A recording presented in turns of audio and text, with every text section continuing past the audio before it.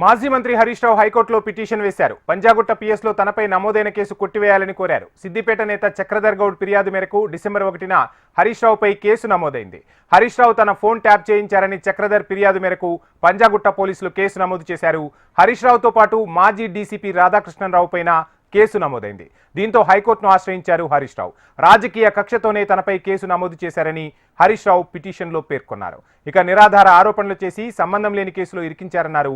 Case కొట్టేయడంతో పాటు arrest చేయకుండా ఆదేశాలు ఇవ్వాలని హైకోర్టును కోరారు హరీష్ రావు.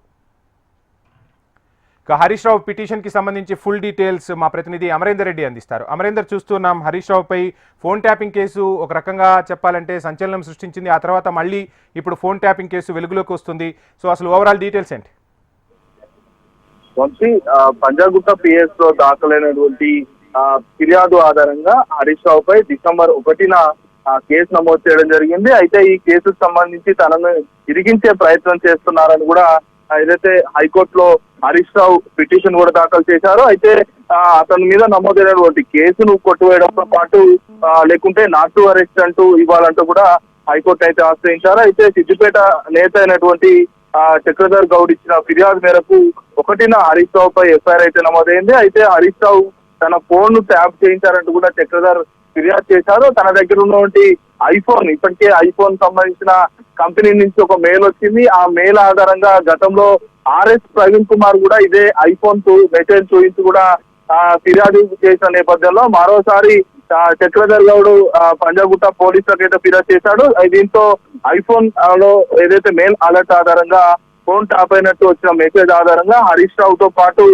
మాజీ డీసీపీ అయినటువంటి రాధాకిషన్ రావు పైన ఫిర్యాదు చేశారు. వెంటనే హరీష్ రావుతో పాటు మాజీ డీసీపీ అయినటువంటి రాధాకిషన్ రావు పైన ఇద్దరిపైన కూడా కేసులు పంజాగుట్ట పోలీసులు నమోదు చేశారు. అయితే రాజకీయ కక్షతోనే తన పైన కేసులు నమోదు చేశారని కూడా హరీష్ రావు పిటిషన్ లో కూడా పేర్కొన్నారు. అయితే నిరాధార ఆరోపణలు చేసి సంబంధం లేని కేసులో తనని ఇరికించే ప్రయత్నం చేస్తున్నారని కూడా హరీష్ రావు ఆ పిటిషన్ లో కూడా మెన్షన్ చేశారు. కేసు కొట్టివేయడంతో పాటు అరెస్ట్ చేయకుండా పోలీసు ఆదేశాలు ఇవ్వాలంటూ కూడా హరీష్ రావు పిటిషన్ లో కోరారు. అయితే ఈ కేసుకు సంబంధించి ముఖ్యంగా చూసుకుంటే హరీష్ రావు పైన తీవ్ర ఆరోపణలు చక్రధర్ గౌడ్ చేస్తా ఉన్నాడు. నిన్న ప్రెస్ మీట్ పెట్టిన క్రమంలో కూడా చక్రధర్ గౌడ్ పూర్తిస్థాయిలో హరీష్ రావు తనను అంటే రాజకీయంగా ఇటు ప్రజా సేవలో రైతు సేవలో ఉన్నటువంటి నన్ను కావాలనే దాదాపు 7 కేసులకు పైగా అక్రమ కేసులు పెట్టించి ఇబ్బందులు పాలు చేశారు. బీఆర్ఎస్ ప్రభుత్వ హయాంలో తనకు ప్రత్యర్థిగా ప్రతిపక్ష పార్టీగా నుంచి ఎమ్మెల్యేగా కంటెస్ట్ చేశాను. ఆ సమయంలో అంటే 2023 ఎన్నికలకు ముందు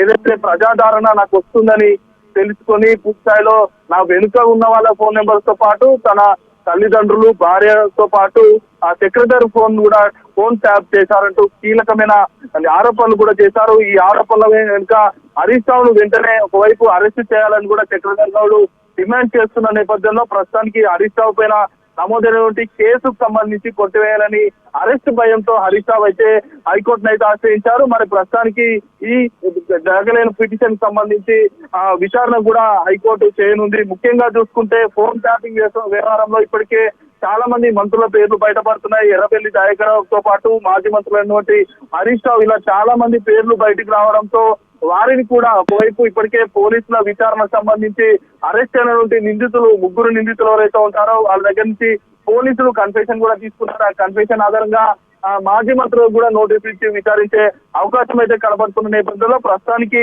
ఫోన్ ట్యాపింగ్ వ్యవహారంతో పాటు తనని ఇబ్బంది పెట్టే ప్రయత్నం చేస్తున్నారన్న అన్ని అంశాలపై హరీష్ రావుతో పాటు ప్రస్తుతం రాధాకిషన్ రావుపై ఇద్దరిపైన కూడా పంజాగుట్ట పోలీసులు అయితే కేసు అయితే నమోదైంది. మొత్తానికి చూసుకుంటే మరి హరీష్ రావు పిటిషన్ పై హైకోర్టులో విచారణకైతే రానుంది. Thank you Amarender.